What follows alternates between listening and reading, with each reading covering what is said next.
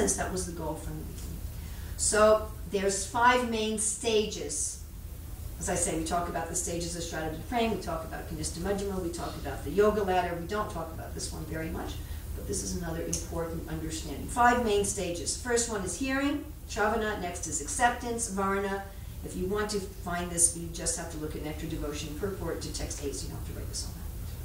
Hearing, Shravana, acceptance, Varna, remembrance, Smarana, achievement, Apana, and perfection, Sampati.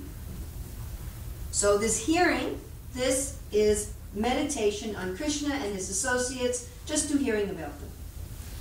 I'm reading Krishna book, I'm reading the Bhagavatam, I'm reading Chaitanya Charitamrita, I'm hearing the philosophy, I talk about it with the other devotees. Yes, we talk about this with the other devotees. I hope we also talk about these things with other devotees. Sometimes I think we're afraid to talk about Krishna with the other devotees because we're afraid that somehow we'll be a sahajiya, someone who takes things cheaply.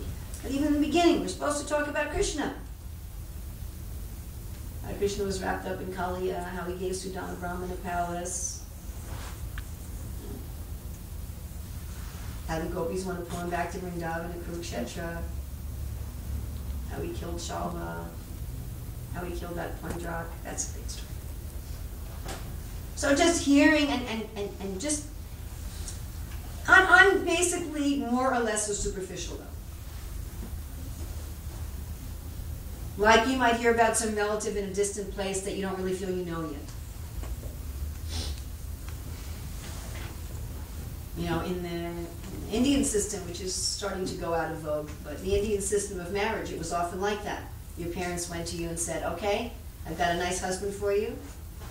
You know, there you are in Delhi. And your wife said, you know, your parents say, I have a husband for you. He's a very good doctor in San Francisco. And you don't know him.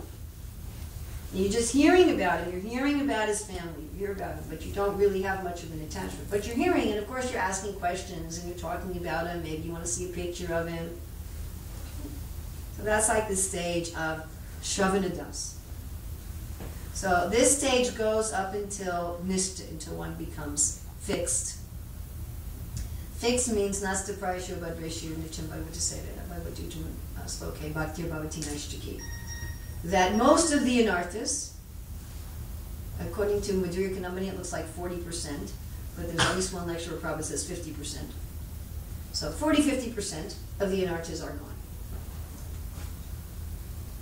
And you become fixed, and you become situated in goodness.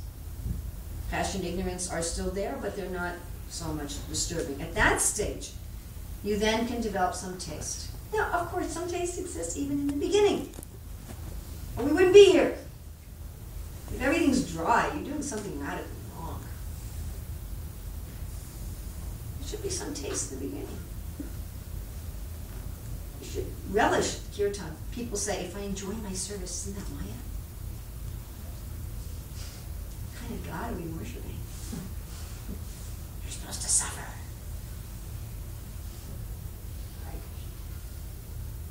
Even we ordinary, conditioned, envious, greedy souls want our friends to be happy. So there should be some taste from the beginning, but a deep taste. A deep taste is when you just can't get enough. You can't get enough of kirtan. You can't get enough of service. You can't get enough of japa. You can't get enough of deity worship. You never want it to end. I remember a little girl whose parents had just come to Krishna consciousness. She came to our school. And it was maybe her second time in the temple. And after the Guru Puja Kirtan, she came to me, she said, oh, why did it have to end? So when one is consistently feeling, that is taste. And then one is chanting without offense, at least on the clearing stage. And one is at least understanding I'm Krishna's servant. That's starting to awaken. Starting to awaken. We talked about that the other day, starting to awaken. And then one starts to get a desire to follow the residents of Vrindavan. Now that could be at that stage a general desire. I'd really like to be like the residents of Vrindavan. It doesn't sound scary anymore. Wow, just surrender to Krishna and not have any thought for my personal self. In the beginning that sounds really scary. I can't have any thought for my personal self. How will I get my apples? How will I get my medical insurance? can I give up all thoughts for myself? I don't want to do that. At this stage, you start, wow, I can give up all thoughts for my personal self and just surrender to Krishna? That sounds good. Or it may even at this point start to manifest in some specific mood.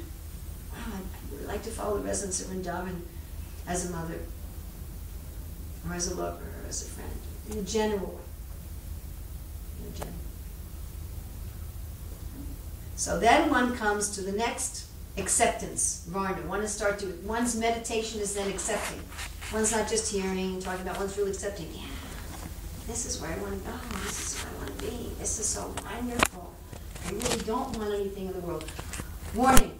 When people first come, they often think they're on this stage. They're probably not. That's called false confidence. So when people first come, they think, yes, I've given up all my material desires and I'm totally surrendered to Krishna and I really want to enter Vrindavan and everything I'm doing is pure devotional service. And at a certain point you realize, my God, I don't do anything that's pure devotional service. Anyway, in the beginning, and that can last anywhere from a week to a few years or a few lifetimes. But when one starts coming to that point genuinely, then that's acceptance. And then there's the next stage of meditation, where you start having real attachment. Someone asked me yesterday, how can I give up attachment? I said, why do you want to give up attachment? Maya Shakta Manaparta.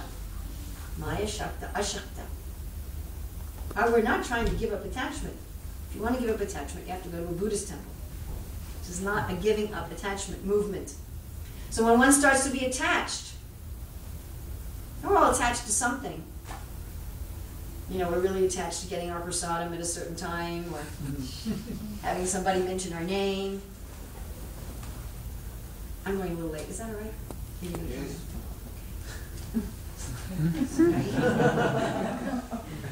Next time he'll say, is there room at the manor for you this trip?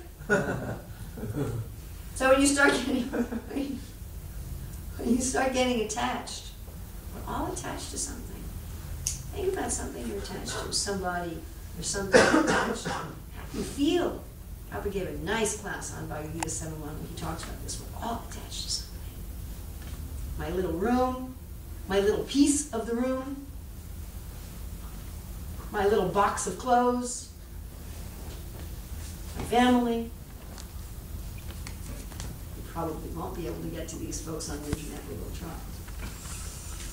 We're all attached to something. When we have that kind of attachment to meditating on Krishna, when you can't wait, wow, I'm going to sit down and just meditate on Krishna.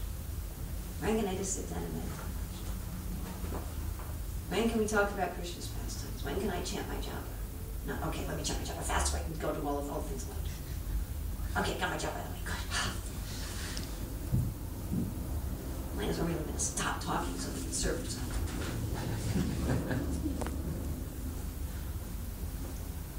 When you're really attached, when it becomes, this is my life, and then your chanting becomes pure. So now this is the third stage, right? First was you're just hearing in a general way. You're thinking about, then you're accepting. Yeah, that's what I want to do.